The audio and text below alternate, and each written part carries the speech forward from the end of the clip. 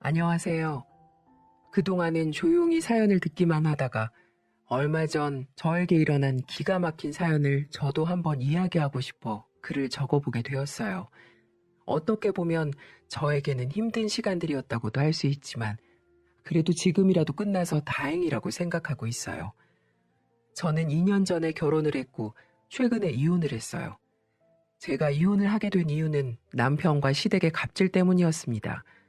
처음부터 갑질을 한 건 아니었지만 결혼 후 1년 차에 접어들면서 시댁집에 작은 변화가 생기면서부터 갑질이 시작되었어요. 처음에는 결혼 전이나 결혼 후에도 시댁은 그냥 평범했습니다. 며느리인 저한테 아주 잘하지도 그렇다고 아주 못하지도 않는 지극히 평범한 며느리와 시댁 사이였죠. 남편도 저와 동갑으로 한쪽이 특출나게 상대방에게 잘한다거나 하는 것보다 그냥 편하고 같이 있으면 재미있는 사이였어요. 남편과 저는 초등학교 동창이었습니다. 고등학교 당시 초등학교 동창들과 연락이 하나둘 닿게 되면서 모임이 시작되었는데 그때 본격적으로 친해지게 되면서 성인까지 연락을 하다가 연인 사이로 발전하게 된 케이스였죠. 그래서 저희는 서로 비슷하고 지인들도 겹치는 사람들이 많아서 더 재미있게 연애를 할 수 있었어요. 어릴 때부터 함께 놀았기 때문에 서로의 성향을 잘 알고 있었고 연애를 시작하는 단계에서도 서로 싫어하는 게 뭔지, 좋아하는 게 어떤 게 있는지 등등 성격이나 선호하는 것들에 대해서 잘 파악하고 있던 터라 그렇게 많이 싸우는 편이 아니었어요. 그래서 이 사람과 살면 평생을 이렇게 친구로 재미있게 살 수 있겠다 싶어서 결혼을 하게 된 거였고 그건 남편도 마찬가지였죠. 서로 마음을 확인한 뒤 결혼 준비를 양가 부모님의 허락하에 시작하게 되었고 결혼 준비 역시 다른 사람들처럼 서로 수준에 맞춰서 하나하나 상의를 해가며 준비를 해나갔습니다. 집은 남편 쪽에서 해주려고 했지만 그 당시에 시댁 쪽이 원래 운영하던 닭공장이 더 확장을 시켜 사업을 키우는 단계였기 때문에 결혼식에 보탤 수 있는 비용이 많지가 않았어요. 그래서 남편과 제가 모은 돈을 좀 보태고 저희 둘이 대출받아서 집을 장만했습니다. 대신에 집을 살 때는 남편이 돈을 많이 보태고 저는 혼수를 사는데 돈을 많이 썼어요. 게다가 혼수는 저희 부모님이 많이 도와주셨어요. 제가 외동딸이라 하나밖에 없는 딸 귀한 대접받으며 결혼 생활 할 수 있게 하고 싶다며 섭섭지 않게 혼수 장만을 해주셨죠. 그것 때문에 시댁에서도 굉장히 저희 가족에게 고마워했어요. 그리고는 공장이 어느 정도 자리 잡고 여유가 생기면 꼭 좋은 집으로 이사를 시켜주겠다고 말씀을 해주셨어요. 근데 저는 그런 걸 많이 바라지 않았기 때문에 그냥 마음만으로도 감사하다 생각하며 결혼 생활을 시작했습니다.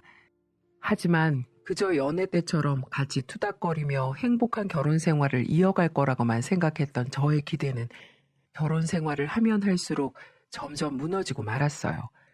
저희는 결혼 후 계획을 세울 때 아기는 당분간은 생각하지 않기로 했었어요.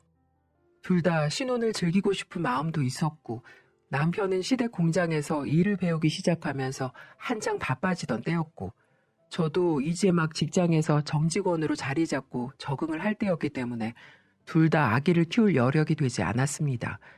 결혼 초기부터 본격적으로 공장 사무실에서 팀장으로 자리를 맡으며 바빠지기 시작했던 남편은 눈코 뜰 새 없이 일만 했습니다. 거의 새벽같이 나가 밤늦게 들어올 만큼 일도 배우고 시아버지를 따라다니며 거래처 사람들에게 얼굴을 익히느라 한창 바쁜 시기를 보냈어요. 게다가 계속해서 공장 확장 공사가 이어지면서 이것저것 돌볼 것이 많았기 때문에 바쁠 수밖에 없었습니다.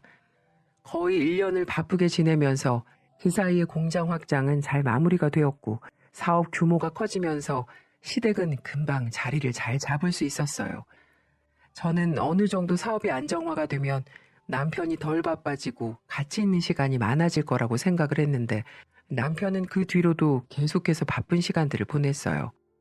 저는 남편과 함께 있는 시간을 매우 좋아했기 때문에 남편이 바빠 함께 있는 시간이 적어지는 게 매우 아쉬웠습니다. 그래서 남편이 바쁜 걸 알면서도 한 번씩 서운함을 내비치곤 했었어요. 여보, 오늘도 늦게 들어와? 우리 거의 2주가 넘게 겨우 서로 자는 얼굴만 본 거 알아? 미안해. 오늘도 좀 늦을 것 같기는 해. 미안한데 오늘도 당신 먼저 자라.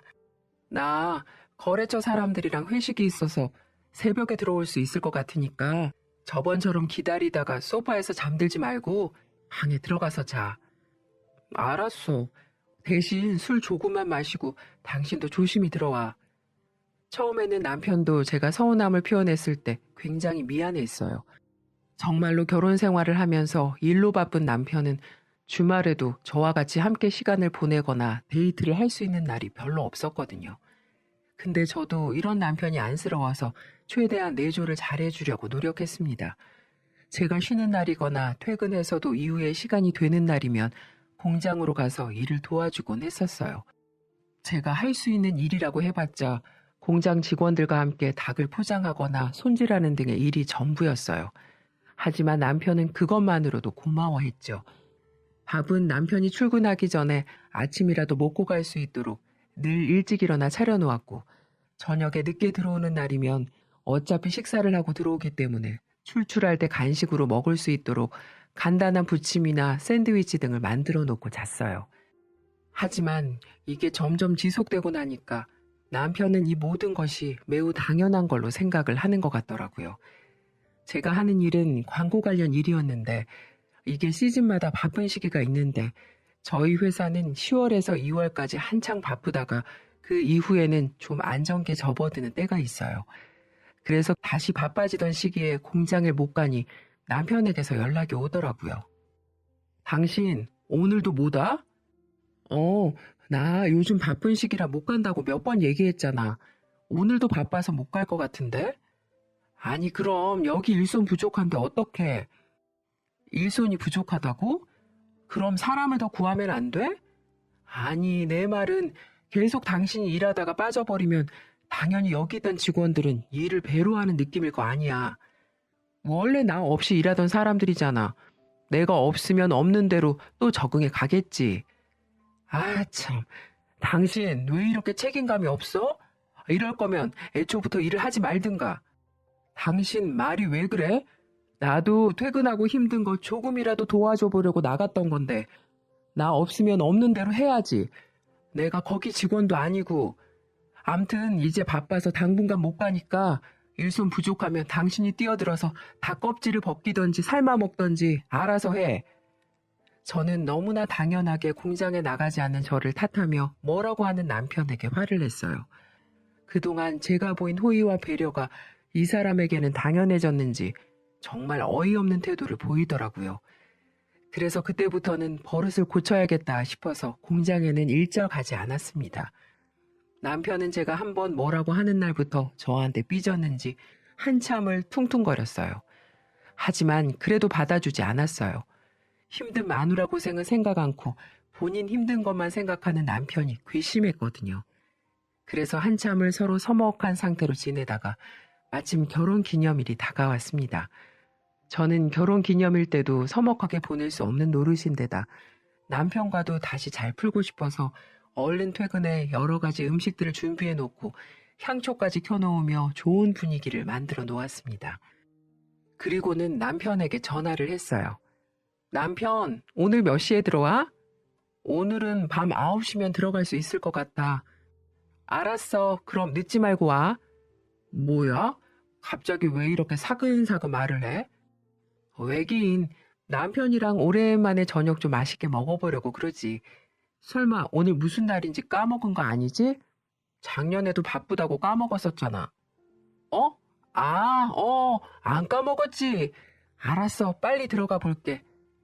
남편은 전화 통화를 해보니 무슨 날인지도 까먹고 있는 듯 했습니다. 그래서 제가 직접 남편에게 힌트까지 줬죠. 남편은 그제서야 생각이 났는지 알았다고 하더라고요. 조금 서운하긴 했지만 그래도 약속한 시간에만 잘 들어와도 괜찮다고 해야지라고 혼자 생각을 하며 있는데 남편은 12시가 지나도록 들어오지 않았어요. 제가 문자를 해도 답변도 없고 전화를 해도 받지 않았습니다. 저는 혹시나 무슨 일이 생긴 걸까 싶어서 같이 일하는 시아버지에게도 전화를 했지만 시아버지는 오늘은 남편이 몸이 안 좋다고 하면서 3시에 퇴근을 했다는 이야기만 하셨습니다. 저는 시아버지의 말에 남편이 저에게 거짓말을 하게 된 걸 알게 되었어요.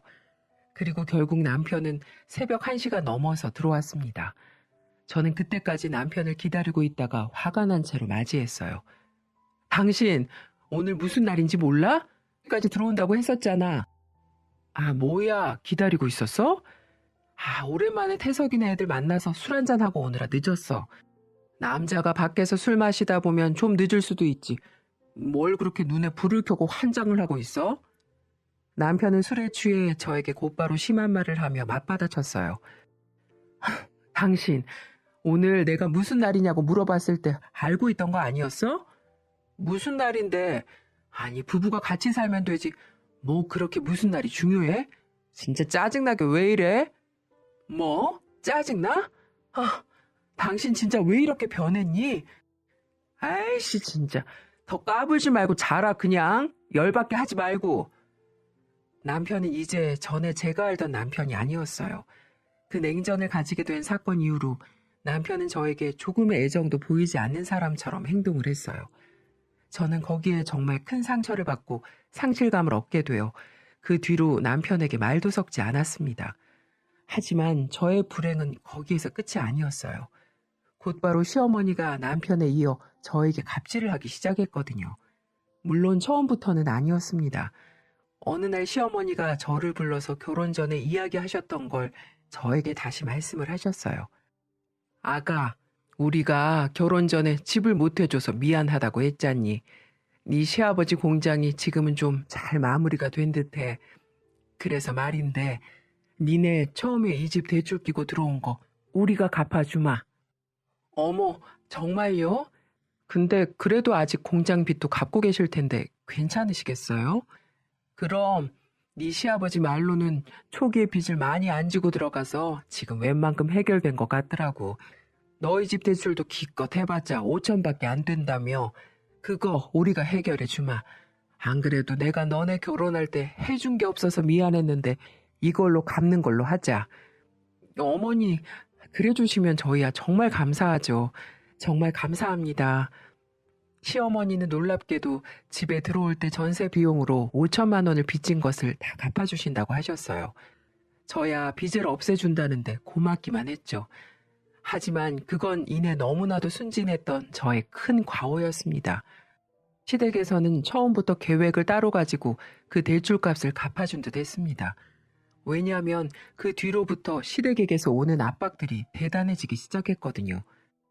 예, 너 오늘 바쁘니? 우리 애가 그러는데 공장 일이 장난 아니게 바쁘댄다. 일손이 부족하다고 하는데 네가 좀 가볼래? 네? 아, 어머니, 저도 그러고 싶은데 제가 오늘은 야근을 해야 해서요. 저희도 지금 한창 바쁜 시기라서 당분간 공장 가는 건 좀 어려울 것 같아요.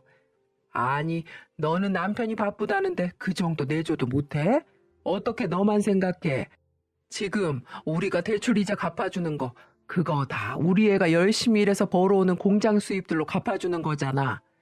그럼 너도 무언가를 좀 해야지. 어머니, 저도 그러고 싶은데 상황이 어쩔 수가 없어서 그래요.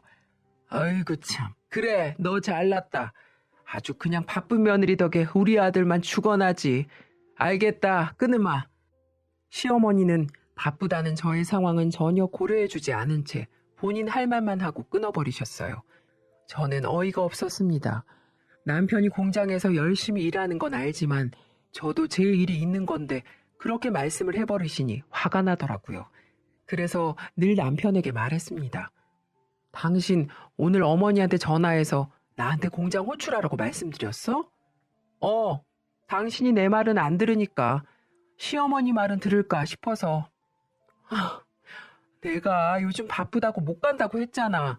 안 바쁜 때는 나도 가서 당연히 돕지. 야, 너 생각 좀 해봐.